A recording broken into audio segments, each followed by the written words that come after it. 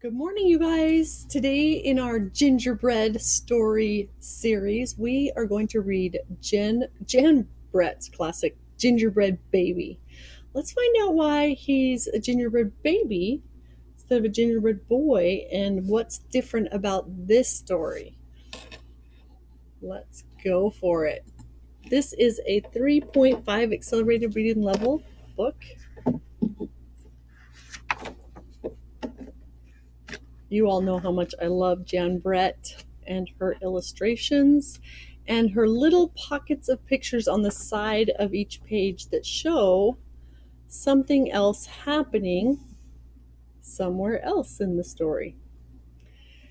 It was cold outside and it was warm inside. A fine day for gingerbread, Matti thought. Matti's mother put the big blue bowl on the table and lit the stove.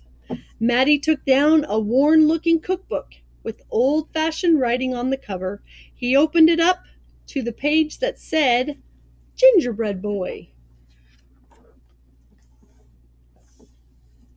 They measured and mixed. Matti rolled the dough into the shape of a gingerbread boy and they popped him in the oven. Bake a full 8 minutes. No more, no less. Do not peek, the recipe read. Matti listened to the clock. Tick, tock, tick. 1 minute, 2 minutes, 3, 4, 5. Matti couldn't wait any longer. He opened the oven door to take a peek. Instead of a gingerbread boy, out jumped a gingerbread baby. He pranced around the big blue bowl. I am the gingerbread baby, fresh from the pan. If you want me, catch me if you can. Oh dear. Matti's mother reached for the gingerbread baby to put him back into the oven, but he ran all around the kitchen. The door opened and in came Matti's father.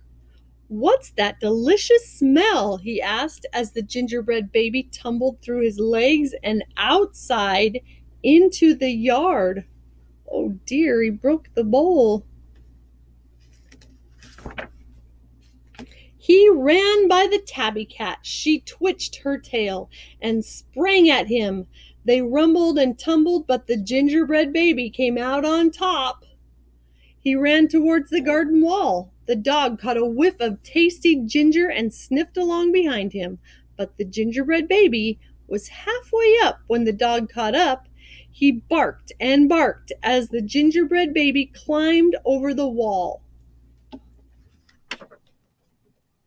Matti was still inside. He heard his mother and father yelling. He heard the cat meowing and the dog barking, and he heard the gingerbread baby shouting, Catch me if you can. Matti opened up the worn-looking cookbook for a second time. Meanwhile, the gingerbread baby wheeled on down the path and into the barn. The goats looked up as he somersaulted across their backs. The last one tried to catch him, but the gingerbread baby was too fast. Looks like Matti's making more gingerbread. Let's watch that too. Martha and Madeline were standing by the well when the gingerbread baby stopped to take a drink. They looked at each other and winked. Martha started to talk to him while Madeline tiptoed up behind him with the bucket. But they didn't fool the gingerbread baby. He took a braid from Martha and a braid from Madeline and tied them in a knot and ran down the road. Back in the house, Matti stirred and mixed, rolled the dough. He shaped it, put it in a pan and into the oven. Tick, tock, tick. 8 long minutes. This time he didn't peek. I will catch him if I can, Matti said to himself. Looks like he's got a plan.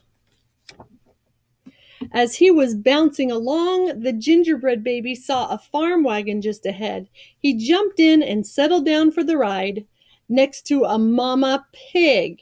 The smell of gingerbread was too much for her. She tossed him high in the air, closed her eyes, and opened her mouth. But the gingerbread baby twisted in the air and came down hard on her porky snout. I'm the gingerbread baby, too quick for the mother and the father, too fast for the cat, the dog, and the goats, too clever for Martha and Madeline, too smart for Mama Pig. Who's left? Catch me if you can. Feeling smug, the gingerbread baby strolled along by himself until he came to a bridge that crossed over to the village. Just as he got to the middle, he heard running feet behind him and saw a crowd of villagers ahead of him. The gingerbread baby was trapped. He jumped up onto the railing, flipped through the air, and landed on a chunk of ice floating down the river.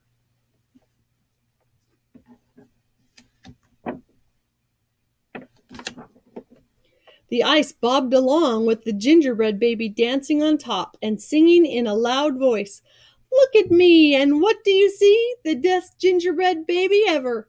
until his feet got cold and he jumped ashore. Who was that watching from the trees? It was the fox.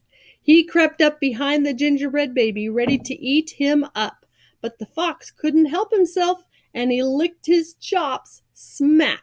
Smack! The gingerbread baby heard him and ran as fast as he could. Just when the fox was catching up, the gingerbread baby saw the milk and cheese man with his can of milk. The perfect hiding place, he thought. He lifted the lid and lowered himself inside. He was so pleased that he sang at the top of his gingerbread voice, "Ha ha, hee hee, you'll never find me. I'm the gingerbread baby. Can't catch me if you can." The milk and cheese man heard the gingerbread baby's voice. "Who is meddling with my milk?" he shouted and lifted the lid, but the gingerbread baby was ready. He jumped up and tweaked his nose. Now the milk and the cheese man, the fox, the villagers, the mama pig, Martha and Madeline, the bleating goats, the barking dog, the meowing cat, the father and the mother were all after the gingerbread baby and getting closer. And he knew it. The brash baby was not as peppy and proud as he had been. He sniffed a familiar smell and followed his nose into the woods. He couldn't believe what he saw. There, in the middle of a clearing, was a gingerbread house, frosted with sugar, covered with candy. The doors with peppermint handles were wide open. The gingerbread baby clapped his hands with glee and ran inside.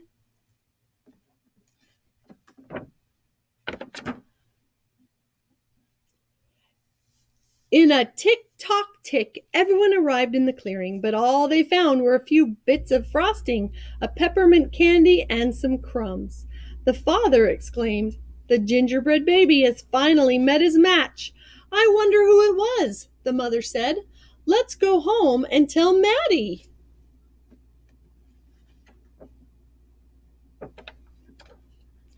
"Hello, Matti," his father said when they got home.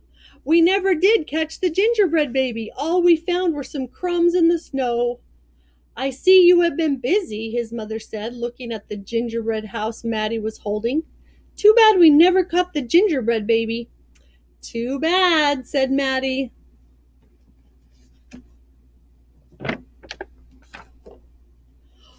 Only Matti could hear the tiny voice from inside the gingerbread house.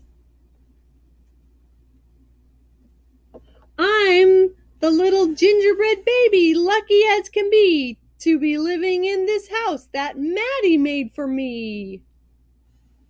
That's so cool. The end.